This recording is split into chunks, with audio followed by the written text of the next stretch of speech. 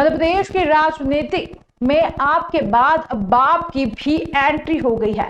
जय सियानी जय आदिवासी युवा शक्ति से अलग होकर तैयार किए गए भारतीय आदिवासी पार्टी ने भी मध्य प्रदेश की 9 सीटों पर अपने उम्मीदवार उतार दिए हैं।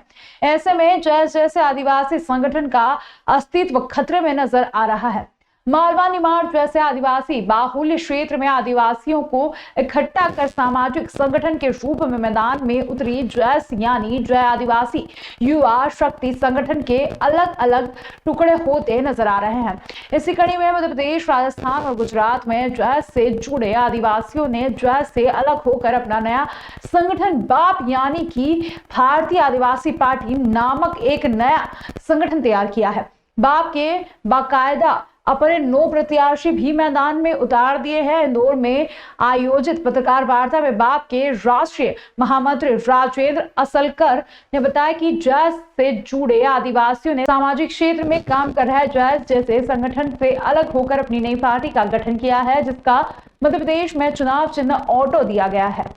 उन्होंने कहा कि जय से जुड़े नेताओं ने सरकार में रहते हुए आदिवासियों की आवाज नहीं उठाई, बल्कि विपक्ष में बैठकर आदिवासियों के हितों का सौदा कर दिया। जबकि भाजपा और कांग्रेस ऊपर से अपने प्रत्याशी तय करते हैं और हमारी पार्टी में जनता ही प्रत्याशी का चयन करती है। यदि हमारी प्रत्याशी जीत कर आते हैं तो जो सरकार आदिवासियों के हितों को आगे रखकर काम करेगी, उन्हें समर्थन दिया जाएगा। सर, भारत आदिवासी पार्टी के लगभग 30 कैंडिडेट हैं, जो उम्मीदवार हैं, जो चुनाव में उतरने वाले हैं, जिसमें से 9 लोगों की प्रथम लिस्ट जारी हो चुकी है। अगली लिस्ट जो है वो भी जल्द आने वाली है। तो ऑलरेडी 30 से ज़्यादा सीटों पे आरक्षण था SC ST और आदिवासी का, उसके बावजूद आपको अलग से पार्टी उतारना पड़ रहा है, क्या कारण? सर, इसका तो मैं एक ही जवाब दूंगा आपको कि जो सिलेक्शन और इलेक्शन वाला जो मामला है कि इतनी पार्टी होने के बाद भी जो ये विषय आया, तो इसमें जो वास्तविक आवाज़ है, रियल रिप्रेजेंटेशन है, जो वहाँ का वास्तविक नेतृत्व है, जो उनके बीच में रहता है, यदि वो हमारे बीच से चुन करके जाएगा तो कहीं ना कहीं हमको उससे उम्मीदों की ज़्यादा परसेंटेज वाली आशा है। इसमें भील प्रदेश की आपने मांग की है, क्या है और क्या कुछ खास भील प्रदेश के लिए आपने? सर, भील प्रदेश को लेकर मैं एक ही बात कहना चाहूँगा कि सन 1898 के विषय के बारे में बताना चाहूँगा, जिस समय हमारा सेपरेट एक नक्शा हुआ करता था। उसको आप देखेंगे, जानेंगे तो आपको समझ में आएगा। जो भील बाहुल्य इलाका है, या साफ शब्दों में कहूँ कि जहाँ जहाँ भील राजा है, जैसे आप मध्य प्रदेश में जग्गू भील जाबुआ की नगरी, अलीराजपुर आलिया भील की नगरी, इस तरह के जितने भी भील राजाओं का जो इलाका है वो भील प्रदेश रहा है। राजस्थान जाएंगे तो बांसवाड़ा बांसिया भील का, ना डूंगर बरंडा भील का डूंगरपुर मिलेगा आपको, कुशलगढ़ कुशल कटारा भील का है। तो हमारा महाराष्ट्र और राजस्थान, मध्य प्रदेश, गुजरात के जो भी भील राजा वाला इलाका है उसको मिला करके हम एक भील प्रदेश की मांग कर रहे हैं, जो पहले से सेपरेट था। और ये मांग मेरी नहीं है, ये स्वर्गीय दिलीप सिंह भुरिया जी भी इस बात को कह करके गए हैं, उसी बात को हम आगे बढ़ा रहे हैं। मतलब जयस को लेकर भी काफी टीका टिप्पणी की आपने अपने प्रेस नोट में, क्या कहेंगे?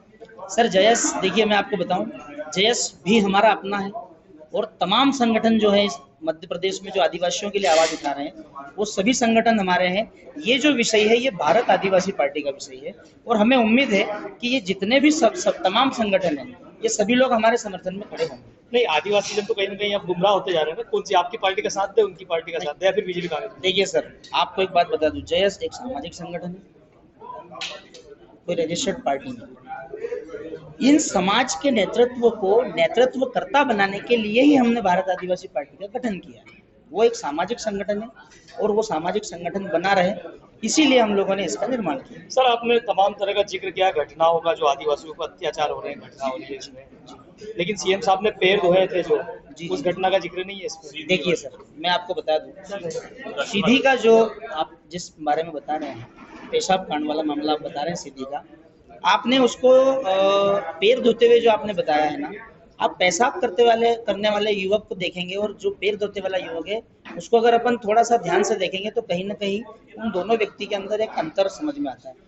मैं सीएम जी के बारे में कुछ नहीं कह रहा हूँ, लेकिन मैं ये कहना चाहता हूँ कि उन दोनों व्यक्तियों के बीच में काफी अंतर था। दोनों अलग है, हो सकता है, आप सकता है, आप कह रहे हैं, आरोप है कि देखो, मैं वही बोल रहा हूँ कि अब वहाँ का जो कांड हुआ उस व्यक्ति को आप देखेंगे, उसका एक शारीरिक आकार देखिए और इस व्यक्ति को आपने खुद देखिए, ने verify थोड़ा सा नहीं किया। कहीं ना कहीं अंतर आपको नजर आप आएगा। सिर्फ शंका जाहिर कर रहे हैं, नॉट हाँ, बस वही मैं आपको Sure नहीं बता है रहा हूँ। आप। मैं श्योर ना उनको ये कह रहा हूँ कि वो हमारे लिए गलत है या हम उनके प्रति गलत भावना, ऐसा नहीं है। मैं केवल एक चीज बता रहा हूँ कि उन दोनों में अगर हम देखेंगे तो कहीं ना कहीं हमें अंतर नजर आ रहा है। सत्ताधारी दल बीजेपी ही रही है, तो क्या इन मुद्दों को भी आप निकालोगे विकास के मुद्दों के साथ सामने? बिल्कुल निकालेंगे सर। कहीं प्रेस नोट में नहीं लिखा, इसलिए बोल रहा हूँ। नहीं, वो ये जो घटनाओं वाले मुद्दे हैं, जो आप घटना वाले मुद्दे पूछ रहे हैं, वो वाले जी। मुद्दे सर, इन मुद्दों को लेकर के तो हम सत्ताधारी पार्टी के सामने कई बार गए हैं, आंदोलन भी हुए हैं, कई दफा हमने किए हैं।